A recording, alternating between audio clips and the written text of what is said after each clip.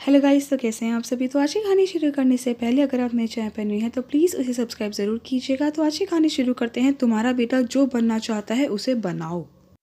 मेरी बहू रुचि मेरे बेटे अभय से बहुत परेशान थी क्योंकि वह अपने बेटे को अपनी तरह ऑलराउंडर बनाना चाहता था। 7 साल का भव्य बिल्कुल मुरझा गया था।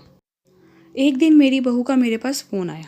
मम्मी जी, मैं बहुत परेशान हो गई हूँ, अब आप ही आकर इन्हें समझाइए, यह तो मेरी कुछ सुनते ही नहीं। तो मैंने कहा ठीक है, मैं कल ही ट्रेन से वहाँ पहुँचती हूँ। जब मैं अभय के फ्लैट पर पहुँची तो मुझे सामने देखकर बेटी और बहू की खुशी का ठिकाना ही नहीं था। मैंने उनसे पूछा कि भव्य कहाँ है, तो वह बोली कि मम्मी जी वह स्कूल गया हुआ है, 2 बजे तक आएगा। तो मैंने मेरे बेटे अभय को कहा तू ऑफिस चला जा वरना देर हो जाएगी, हम शाम को बात करेंगे। भव्य जब स्कूल से आया तो दादी माँ को देखकर खुश हो गया। भव्य काफ़ी कमज़ोर हो गया था। फिर दादी पोता बातों में लग गए। शाम को 5 बजे रुचि भव्य को तैयार करने लगी तो मैंने पूछा कहाँ जा रही है। तो बहू बोली मम्मी जी इसकी स्विमिंग क्लास का टाइम हो गया है। तो मैंने कहा आज रहने दे बेटा, आज भव्य मेरे पास रहेगा, अभय से बात मैं कर लूँगी और तुम मुझे इसका टाइम टेबल बताओ ज़रा एक बार। तो बहू कहने लगी बताना क्या है मम्मी जी, सुबह 7 से 2 बजे तक स्कूल, फिर शाम को 5 से 7 बजे तक हॉबी क्लास, फिर रात में होमवर्क और 1 घंटा वाद विवाद प्रतियोगिता की प्रैक्टिस। हॉबी क्लास में 2 दिन स्विमिंग, 2 दिन टेनिस, 2 दिन चेस, रविवार की छुट्टी होती है।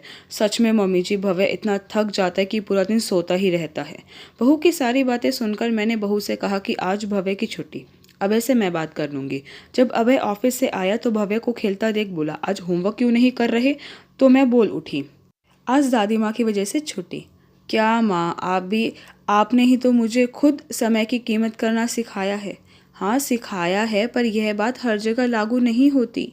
चल चाय पी ले, फिर माँ बेटे आराम से बात करेंगे। थोड़ी देर बाद अभय मेरी गोद में सिर रखकर लेटा था और रुचि भव्य को होमवर्क करवा रही थी। अभय कह रहा था माँ जैसा आपने मुझे बनाया मैं भी भव्य को वैसे ही ऑलराउंडर बनाना चाहता हूँ। तो मैंने कहा पहली बात बेटा, मैंने तुझे ऑलराउंडर नहीं बनाया है। क्या बोल रही हो माँ, आपने मेरे लिए कितनी मेहनत की है। हाँ बेटा मैंने की, क्योंकि तुझे कामयाब होना था। हर माँ बाप अपने बच्चे को कामयाब बनाना चाहते हैं, पर सब बच्चों की क्षमता अलग होती है। बातों का क्रम जारी रखते हुए मैंने कहा भव्य के बारे में सारे फैसले तूने स्वयं कर लिए, कि वह कब पढ़ेगा कब सोएगा। तूने कभी सोचा वह क्या चाहता है। वह एक मशीन की तरह बनता जा रहा है, कमज़ोर हो गया है। अबे मेरी यह बात सुनकर एकाएक गंभीर हो गया। नींद में भी मेरी बातें उसके दिमाग में चलने लगी। सुबह उसने रुचि से पूछा कि तुम्हें पता है भव्य को किस काम को करके खुशी मिलती है। जी ड्राइंग और म्यूज़िक। रुचि आज से उसे पहली वाली हॉबी क्लास मत भेजना, मैं उसके लिए ड्राइंग और म्यूज़िक क्लास का पता करता हूँ। रात को अभय मेरी गोद में लेटा था और कहता थैंक यू माँ, आपने फिर से मुझे गाइड किया। अगले दिन सुबह रुचि बोली थैंक यू मम्मी जी। तो मैंने कहा मेरे बेटे ने साबित कर दिया कि वह अपनी पारी बहुत अच्छे से खेलता है। अब तुम अपने बेटे का साथ दो, जो वह बनना चाहता है उसे बनाओ।